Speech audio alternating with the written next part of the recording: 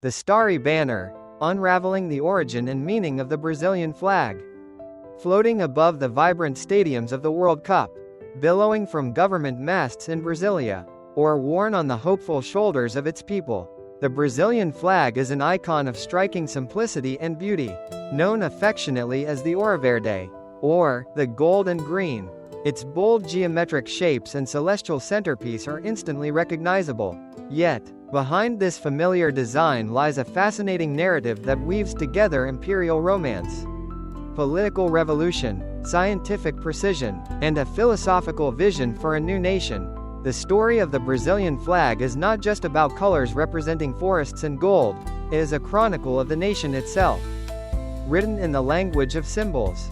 The flag's genetic code lies in the immediate aftermath of Brazil's independence from Portugal in 1822. The newly minted Empire of Brazil needed a banner, a symbol to distinguish it from the former colonial power.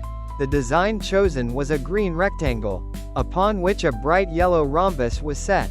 This was no arbitrary choice of color. The deep green was the symbol of the House of Braganza, the royal dynasty of Brazil's first emperor, Dom Pedro I. The vibrant yellow represented the House of Habsburg, the family of his wife, Empress Maria Leopoldina of Austria.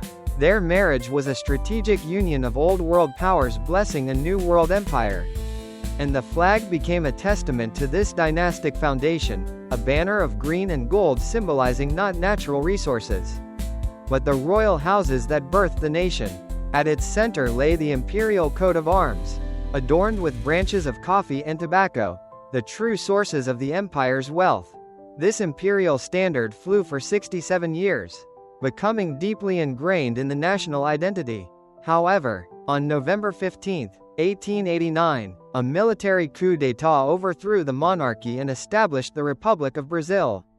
In the fervor of this transition, a new flag was hastily proposed, one that mirrored the stripes and stars of the United States, reflecting the Federalist ideals that inspired some of the Republicans.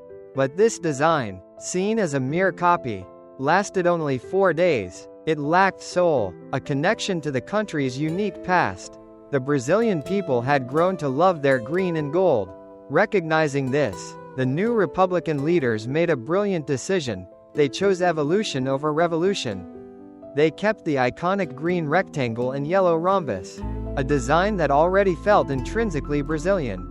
This act of adaptation was a masterstroke of political branding.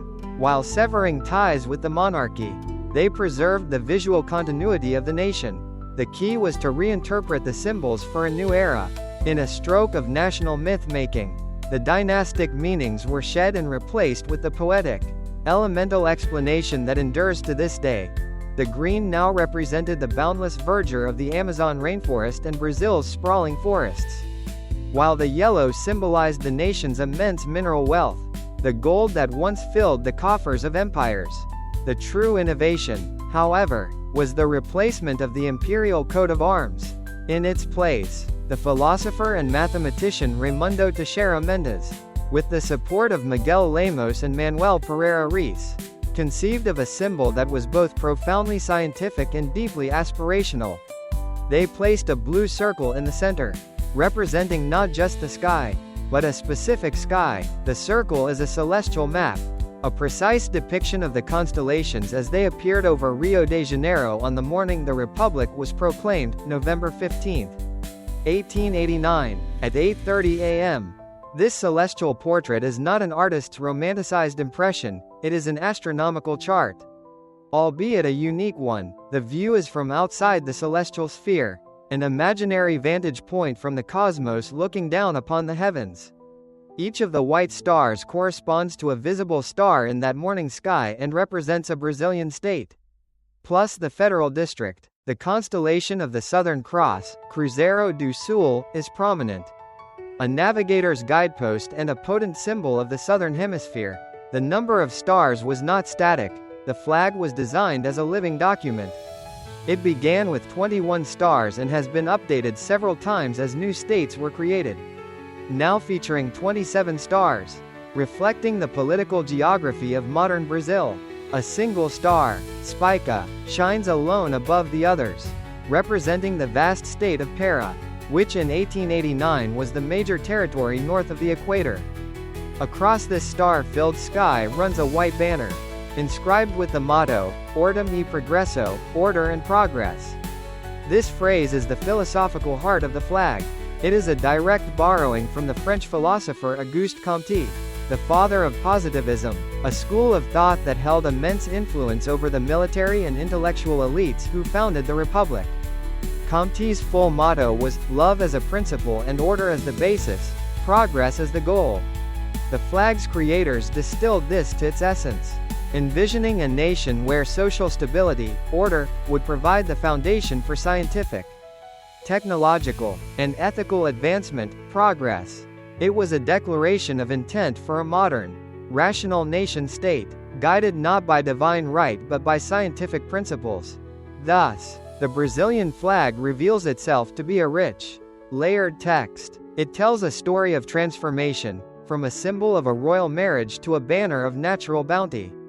It is both a historical document, marking the precise moment of the Republic's birth, and a political map of the Federation.